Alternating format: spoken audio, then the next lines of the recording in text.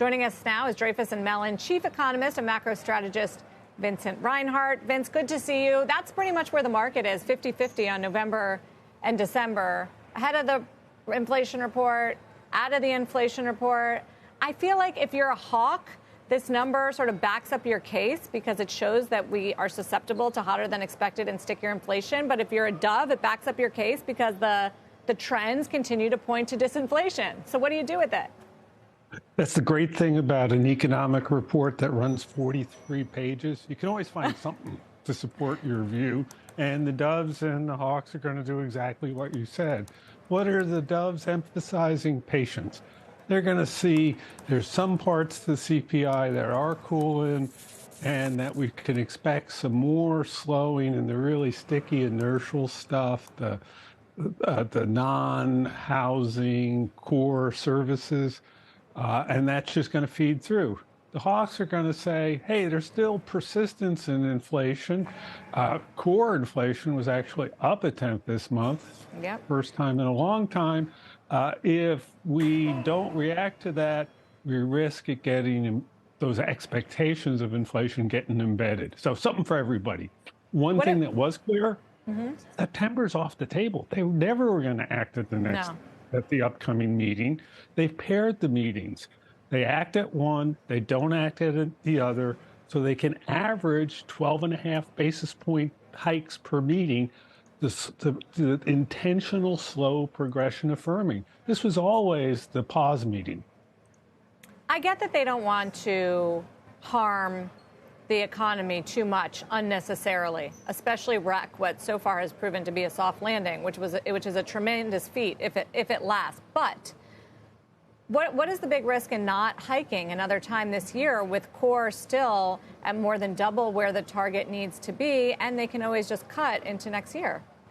I think you already gave the answer, right? The risk is persistence. That if inflation stays far enough above core, people will just become complacent with that. They'll expect that to be the average inflation rate, and it'll therefore be much more difficult in the future to get inflation lower. So the hawks argument is about persistence. Persistent inflation becomes embedded inflation expectations. Inflation just becomes salient to households and firms, and that's costly for the economy over time. And their argument is deal with it. At one level, it doesn't matter all that much because the key part of Fed strategy right now isn't another quarter point. It's how long do you keep the funds rate at a firm level once you've hit that plateau? And if you raise it a quarter, then you don't have to keep it for as long as that high level. If you don't raise it another quarter, you'll just have to keep it there a little bit longer. The key message you're going to hear from Chair Powell is the plateau, that they're going to be willing to keep the funds rate at a firm level for a while, and that's the message they'll convey in all the other stuff that gets released at the FOMC meeting, including the summary of economic projections, their forecast. Interesting. The CEO of Home Depot is presenting today at the Goldman conference, Vince, and says, kudos to the Fed. Let's see if I can find the exact quote here. You have to hand it to them, roughly paraphrasing, for managing to bring inflation down as much as they have without tanking the economy. I wonder how long you think that kind of constructive feedback continues, at least from corporates. Tell me what the unemployment rate is. Tell me what earnings projections are. That's got to say something. Look, big contrast. That other Princeton graduate who was chairman of the Federal Reserve than Jay Powell was Paul Volcker. And when he started raising rates to tame inflation, he was getting 2x4s in the mail from builders with a note attached. You use it, we can't. You've killed our business. There were tractors going around the Fed building. The remarkable thing over the last year and a half is how well it's turned out for Jay Powell. They've managed to reduce inflation a lot without tanking the economy, as you said. Problem is the last mile's hard. Getting that inflation back to goal and anchoring it there is going to probably require some pain. And when there's pain, there'll be complaints. Well, that's what they said at Jackson Hole a year ago. Yeah. The contract. Yeah. So I was at Jackson Hole. My main takeaway was getting COVID. But the other main, yeah, I know. I avoided it for 3 years. But if you go through all those airports required to go from the East Coast to Wyoming, it's kind of tough. The main takeaway is, number one, they're sincere. They want 2% inflation. They read it as inflation. It is that goal. And compared to the year before, it has been much less painful than they anticipated. A year ago, he had prepared markets, he had prepared the public for real pain. Guess what? The unemployment rate was about the same level as in both sets of remarks a year apart, but inflation a lot lower. Thus far, it's worked. Problem: last mile, getting inflation back to 2%. That's going to test the comedy on the committee. Do they all agree? They're beginning to disagree because, look, they got a dual objective: maximum employment and stable prices. Some of them are going to start worrying about employment. Yeah.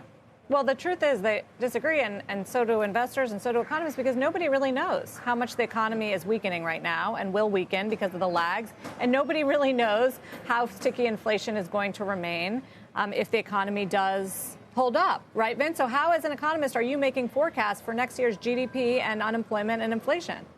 Not quite sure why you listen to economists, because a year ago everybody was assuredly saying the recession is coming, the recession is coming.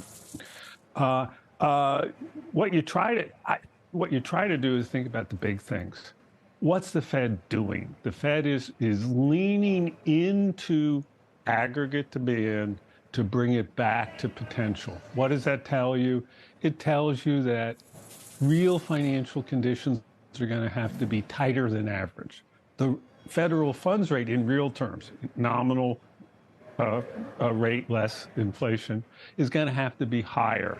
We're going to see estimates of the neutral or natural federal funds rate drift up.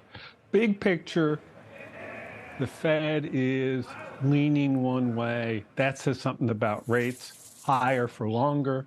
It says something about activity going below trend. It says something about inflation modestly slowing. I guess. And that's the big one. How modest is the slowing?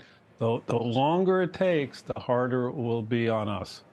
There's so many variables right now. There's this looming auto strike, 140,000 people going on strike, shutting down production of our nation's auto manufacturing. There's the student loan payments resumption in October, which by some accounts looks to have already begun. There's a potential government shutdown. All of these things could have an impact.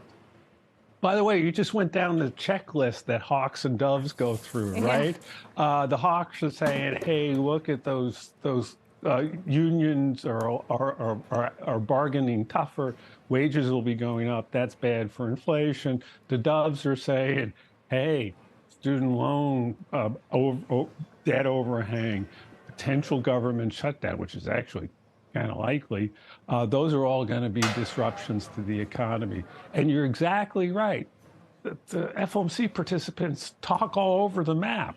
They have different views of the economy. They have different views of their mission. But that actually is a feature, not a bug of the Federal Reserve process.